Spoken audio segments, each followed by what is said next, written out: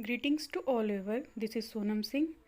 हमारे आज के वीडियो में हम लोग जो हिंदी मेथड है उसमें निबंध पर प्लान बनाना सीखेंगे। इसके पहले मैंने जैसे पोएट्री का प्लान शेयर किया था आप लोगों के साथ, मीन्स कि हिंदी पद्य। और आज के वीडियो में हम लोग हिंदी निबंध में कैसे लेसन प्लान बनाना है वो सीखेंगे।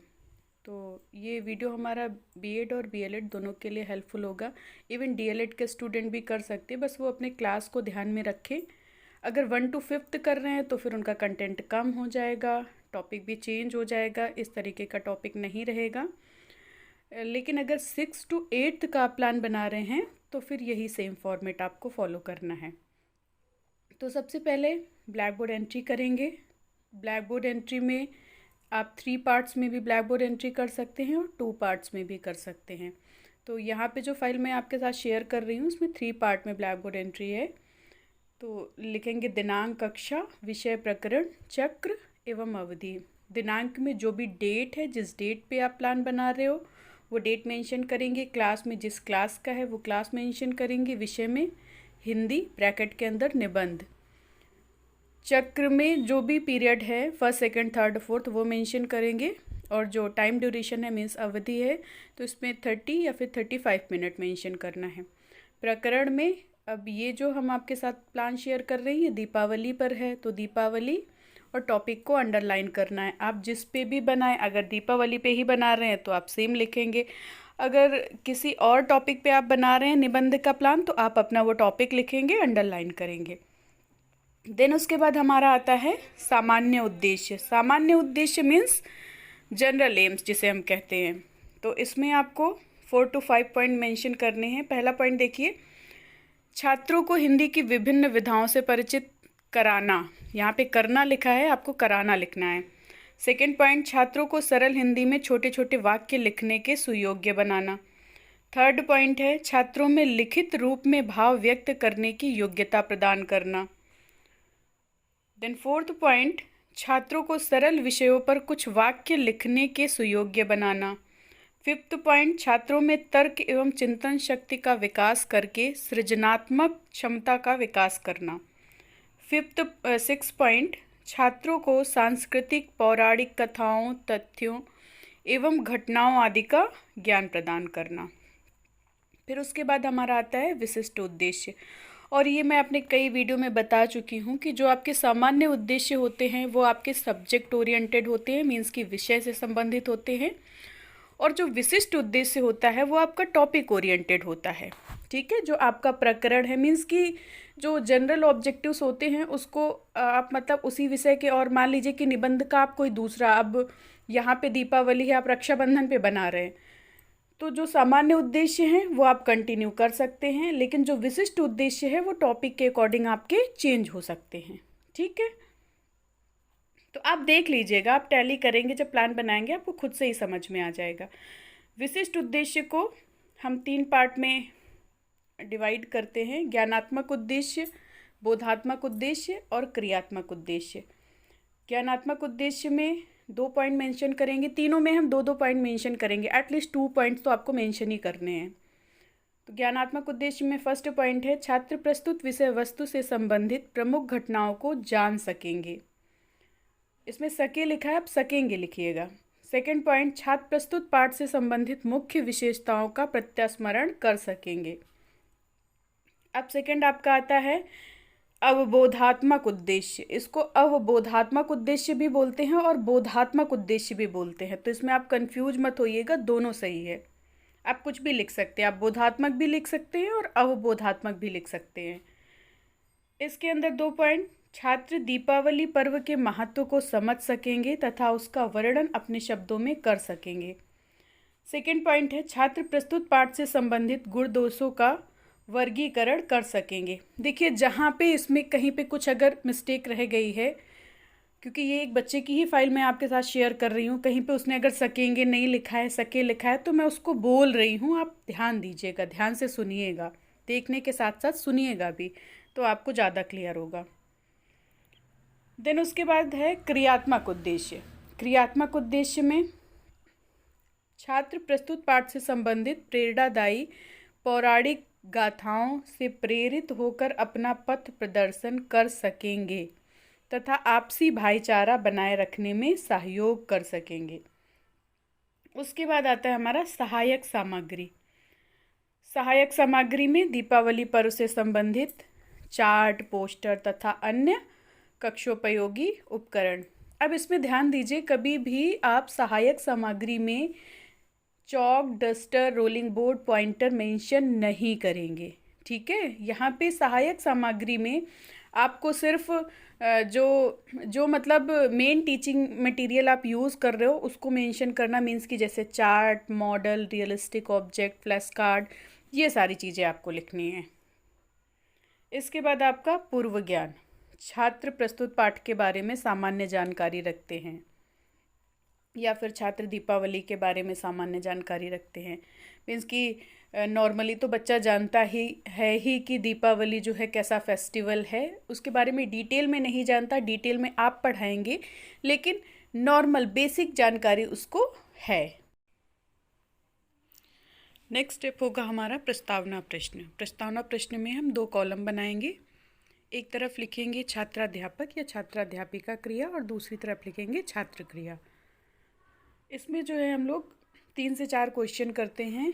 इसमें ध्यान ये रखना है प्रस्तावना प्रश्न में कि जो आपके क्वेश्चन हैं वो एक दूसरे से कोरिलेटेड होने चाहिए और आपका टॉपिक जो है वो इंट्रोडक्टरी में निकल आना चाहिए। टॉपिक आपको खुद से नहीं पूछना, ठीक है। मतलब जो 3 से 4 आप क्वेश्चन पूछ रहे हैं तो इसमें जो आपका, मान लीजिए अगर 3 क्वेश्चन पूछ रहे हैं तो दूसरे क्वेश्चन में आपका टॉपिक निकल आना चाहिए। अगर 4 क्वेश्चन पूछना है तो तीसरे क्वेश्चन में आपका टॉपिक निकल आना चाहिए। तो ये आपको ध्यान रखना है जो आपके प्रस्तावना प्रश्न हैं। और एक चीज़ आपको ध्यान रखनी है कि प्रस्तावना प्रश्न में कभी भी हाँ या नहीं वाले क्वेश्चन नहीं पूछे जाते, मीन्स कि जिनका जो उत्तर है वो हाँ या नहीं से आता है। तो फर्स्ट टाइप का इंट्रोगेटिव इसमें आप नहीं पूछ सकते हो। और दूसरी चीज़ होती है जो एक क्वेश्चन में 2 क्वेश्चन होते हैं, वो वाले क्वेश्चन भी आपको इंट्रोडक्टरी में नहीं करना है। तो इस तरीके से जो प्रस्तावना प्रश्न है, इंट्रोडक्टरी क्वेश्चन है, इसमें आप 3 से 4 क्वेश्चन कर सकते हो। इसमें आप देख सकते हैं कि जो पहला क्वेश्चन है हमारे देश का क्या नाम है, तो आंसर आ गया। फिर उसके बाद जैसे भारत आया तो अब दूसरा क्वेश्चन भारत से हो गया कि भारत में कौन कौन से प्रमुख त्यौहार मनाए जाते हैं। अब इसी में आपका जो है टॉपिक निकल आया दिवाली, ठीक है। और अगर नहीं निकलता है तो फिर आप उसी से रिलेटेड तीसरा क्वेश्चन करिए। और तीसरा क्वेश्चन इसमें देखिए प्रॉब्लमेटिक हो गया, मीन्स इसमें टॉपिक जो है दूसरे क्वेश्चन में निकल आया है तो तीसरा प्रॉब्लमेटिक हो गया है। बस 3 से 4 करिए, 4 से ज़्यादा क्वेश्चन मत करिए इंट्रोडक्टरी में। कोशिश करिए कि 3 से 4 में ही आपका जो है टॉपिक निकल आए। उसके बाद जो है आपका अगला स्टेप आएगा उद्देश्य कथन। उद्देश्य कथन में इंग्लिश में हम लोग बोलते हैं स्टेटमेंट ऑफ एम, हिंदी में बोलते हैं उद्देश्य कथन। तो उद्देश्य कथन में अपने टॉपिक की जो है अनाउंसमेंट करी जाती है और इस टाइम पे ही आप ब्लैक बोर्ड में जो टॉपिक वाला स्पेस छोड़ते हैं वहाँ पे आप टॉपिक लिखेंगे, ठीक है। और उद्देश्य कथन जैसे लिखा है इसी तरीके से आपको हमेशा फ्यूचर टेंस में उद्देश्य कथन देना है। और एक चीज़ ध्यान रखनी है, कई बार जो है जो टीचर स्टूडेंट हैं, प्यूपिल टीचर्स हैं, कई बार गलती कर देते हैं। वो बोलते हैं कि ये सब्जेक्ट हम पढ़ाएंगे, तो ऐसा आपको नहीं बोलना है, पढ़ाएंगे। आप हमेशा ध्यान रखिए, हमेशा आप पढ़ेंगे ऐसे करके आपको बोलना है कि आज हम लोग इस विषय के अंतर्गत इस टॉपिक के बारे में विस्तृत अध्ययन करेंगे या पढ़ेंगे, जो भी है आपका। देन उसके बाद आपका आता है प्रस्तुतिकरण। प्रस्तुतिकरण में अब देखिए, क्योंकि ये निबंध का प्लान है तो प्रस्तुत पाठ का विकास प्रश्नोत्तर व कथन विधि द्वारा किया जाएगा।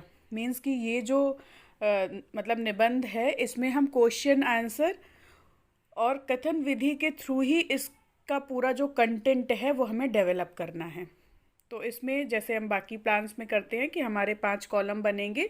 शिक्षण बिंदु, छात्राध्यापक या छात्राध्यापिका क्रिया, छात्र क्रिया, युक्ति एवं प्रविधि, श्यामपट्ट कार्य। पहला क्वेश्चन, भगवान राम किसका वध करके अयोध्या वापस आए थे? बच्चों ने आंसर किया। विधि एवं प्रविधि में प्रश्नोत्तर विधि, श्यामपट्ट कार्य का कॉलम अभी खाली जाएगा। फिर दूसरा क्वेश्चन जो है वो समस्यात्मक हो गया। तीसरा क्वेश्चन, अब क्योंकि इसमें हमने स्टार्टिंग में ही बताया था ना प्रश्नोत्तर एवं कथन विधि द्वारा हम इस पूरे कंटेंट को डेवलप करेंगे, तो यहाँ पे पहले 2 क्वेश्चन हुए। अब शिक्षण बिंदु जो है उसमें देखिए लिखा हुआ है प्रस्तावना, और जो छात्राध्यापिका क्रिया है उसमें छात्राध्यापिका कथन। यहाँ पे जो है मतलब उसके बारे में जो आपका टॉपिक है उससे रिलेटेड जो है आपको बताना है, उसका जो बेस है जिसको हम लोग भूमिका या प्रस्तावना कहते हैं, कि जो उसकी स्टार्टिंग है वो यहाँ पे आपको बतानी है। और स्टूडेंट एक्टिविटी में छात्र जो है सुनेंगे, और युक्ति एवं प्रविधि में कथन विधि है, और यहाँ पे श्यामपट्ट कार्य में देखिए रूपरेखा में जो है पहला पॉइंट आ जाएगा प्रस्तावना। और ये जैसे लिखा हुआ है, जो जिस कॉलम में लिखा हुआ है आपको उस कॉलम में लिखना है, ठीक है। प्रस्तावना में आपको उससे रिलेटेड जो इतना कुछ बताना है आप ये पूरा बताएंगे, एक्सप्लेन करेंगे। फिर उसके बाद प्रश्न करेंगे। 2 प्रश्न हुए हैं तो पहले प्रश्न का बच्चा उत्तर दे देता है, दूसरे प्रश्न में फिर वो उनके लिए समस्यात्मक होता है। युक्ति एवं प्रविधि में प्रश्नोत्तर विधि होती है। तो अब यहाँ पे फिर से शिक्षण बिंदु में आप लिखेंगे मनाए जाने का समय और छात्राध्यापक या छात्राध्यापिका कथन।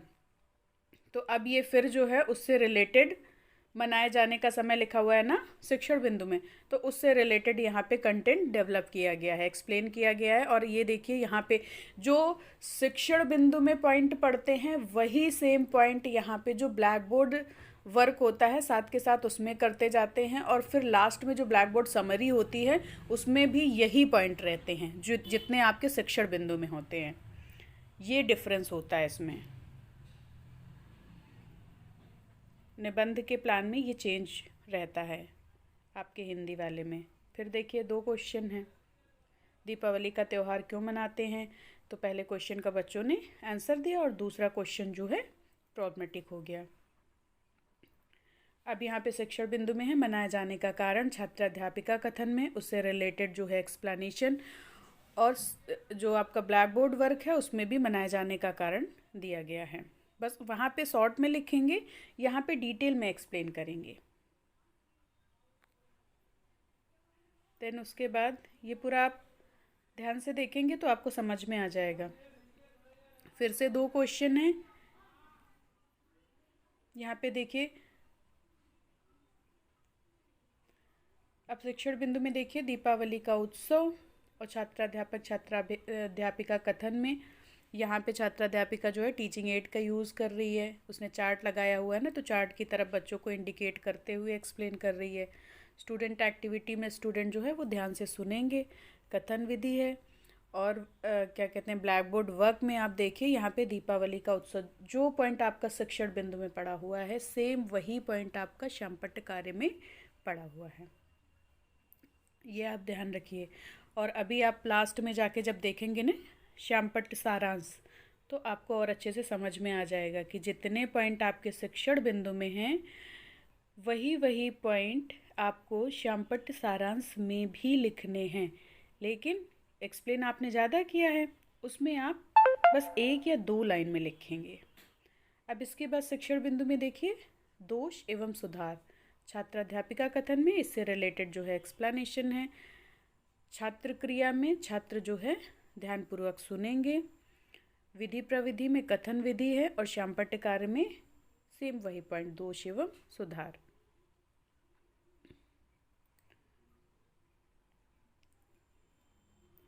ये आप ध्यान से देखेंगे तो आपको समझ में आ जाएगा। और देखिए यहाँ पे फिर से 2 क्वेश्चन है। दीपावली कैसा पर्व है? तो छात्र क्रिया में दीपावली धार्मिक पर्व है, विधि प्रविधि में प्रश्नोत्तर विधि, और श्यामपट्ट कार्य का कॉलम इसमें खाली जाएगा। फिर दूसरा क्वेश्चन जो है वो समस्यात्मक यानी प्रॉब्लमेटिक है। दीपावली को किसका महोत्सव कहते हैं? ये प्रश्नोत्तर विधि और श्यामपट्ट कार्य वाला कॉलम खाली। अब यहाँ पे एक तरीके से जो निबंध, जैसे जब हम ऐसे लिखते हैं तो लास्ट में कंक्लूजन देते हैं ना, जो निष्कर्ष निकाला जाता है, तो शिक्षण बिंदु में ये हमारा लास्ट टीचिंग पॉइंट है उपसंहार। और छात्राध्यापिका कथन में अब उससे रिलेटेड प्रकाश महोत्सव, जो बच्चे जिन मतलब नहीं बता पाए ना, उनका प्रॉब्लमेटिक क्वेश्चन था, उसी के बारे में जो प्यूपिल टीचर है वो एक्सप्लेन करेगी। और स्टूडेंट एक्टिविटी में स्टूडेंट जो है वो ध्यान से सुनेंगे, विधि प्रविधि में कथन विधि है। और अब आप देखिए शामपट्ट कार्य जो आपका है उसमें आपका लास्ट टीचिंग पॉइंट आ गया है उपसंहार। तो यहाँ पे जो छात्राध्यापिका क्रिया होती है या छात्राध्यापिका कथन है, इसमें आप डिटेल में इसको एक्सप्लेन करेंगे। देखिए इतना ज़्यादा एक्सप्लेन किया गया है ना, लगभग 1 पैरा। लेकिन यहाँ पे जो श्यामपट्ट कार्य में लिखेंगे, अब ये 1 पैरा आप श्यामपट्ट पे तो लिखेंगे नहीं, वहाँ पे आप 1 या 2 लाइन में ये आंसर देंगे। देखिए उपसंहार में लिखा हुआ है, प्रकाश का महोत्सव दीपावली ऐतिहासिक व धार्मिक पर्व है। बस अब इसके साथ ही हमारा जो प्रेजेंटेशन की टेबल है वो क्लोज हो जाएगी। फिर आता है हमारा नेक्स्ट टीचिंग पॉइंट जो है श्यामपट्ट कार्य, जिसको हम लोग ब्लैक बोर्ड समरी भी बोलते हैं, श्यामपट्ट सारांश भी बोलते हैं। जो जनरली आप बाकी जो आपके लेसन प्लान थे उसमें आप बोध प्रश्न के बाद कर रहे थे ना, जो कॉम्प्रिहेंसिव क्वेश्चन पूछते हैं उसके बाद फिर आप करते ब्लैक बोर्ड समरी श्यामपट्ट सारांश। तो यहाँ पे हिंदी निबंध के प्लान में प्रेजेंटेशन की जब टेबल आपकी बंद हो जाएगी उसके बाद आप श्यामपट्ट सारांश करेंगे। तो श्यामपट्ट सारांश में देखिए एक तरीके से उसके साथ ही साथ भी हम कर सकते हैं। देखिए पहले ऊपर टॉपिक लिखेंगे, फिर रूपरेखा हेडिंग डालेंगे। अब देखिए सेम टू सेम जो जैसे आप साथ के साथ डेवलप कर रहे थे ना अपने, जैसे एक्सप्लेनेशन दे रहे थे, तो श्यामपट्ट कार्य में जितने टीचिंग पॉइंट आपने टीचिंग पॉइंट वाले कॉलम में लिखे थे, जैसे कि पहला टीचिंग पॉइंट आपका था प्रस्तावना, दूसरा था मनाए जाने का समय, तीसरा था मनाए जाने का कारण, चौथा टीचिंग पॉइंट आपका दीपावली का उत्सव था, पांचवा आपका दोष एवं सुधार, और लास्ट जो 6 नंबर था उपसंहार। तो वही सेम टीचिंग पॉइंट यहाँ पे पड़े हुए हैं आपके श्यामपट्ट सारांश में, और एक एक 2 लाइन में उसके बारे में लिखा गया है। तो ये आपका जो श्यामपट्ट सारांश है ये इस तरीके से होता है। यही बिल्कुल आपका बाकी जो आपके लेसन प्लान हैं उनसे बिल्कुल ये डिफरेंट है। आपको इस तरीके से निबंध के प्लान में श्यामपट्ट सारांश प्रिपेयर करना है। देन इसके बाद आपका आएगा लेखन एवं निरीक्षण कार्य। तो लेखन एवं निरीक्षण कार्य में छात्राध्यापक या फिर छात्राध्यापिका जो है वो बच्चों को निर्देश देते हैं कि आप लोग ये जो श्यामपट्ट कार्य है अपनी उत्तर पुस्तिका या अभ्यास पुस्तिका में लिख लीजिए। और उस टाइम पे जो प्यूपिल टीचर्स होते हैं वो क्लास को ऑब्जर्व करते हैं। केवल वही टाइम होता है जिसमें कि प्यूपिल टीचर पूरी क्लास में घूम सकते हैं, टहल सकते हैं, मतलब फर्स्ट बच्चे से लास्ट बच्चे के पास तक वो जा सकते हैं। और इसके बाद हमारा लास्ट पॉइंट है गृह कार्य। तो गृह कार्य में, अब गृह कार्य में इसमें क्योंकि आप ऐसे लिखना सिखा रहे हैं तो गृह कार्य में आप उससे रिलेटेड ही होमवर्क देंगे। जैसे इसमें देखिए दिया गया है उपर्युक्त रूपरेखा के आधार पर। अब दीपावली पे निबंध तो आपने ऑलरेडी लिखना बच्चों को बता ही दिया है ना, तो दीपावली पे लिख के लाएं, या किसी दूसरा फेस्टिवल आप दे दीजिए, किसी दूसरा, जैसे कि आप अपने किसी होता नहीं कि my favourite teacher, my favourite game, my favourite book, तो उस तरीके से कोई भी टॉपिक पे बच्चे निबंध लिखकर लाएंगे। इस तरीके का होमवर्क आपको देना है। तो आई होप कि आपको हिंदी का ऐसे का प्लान समझ आ गया होगा कि हिंदी निबंध में जो है हम प्लान कैसे बनाएंगे।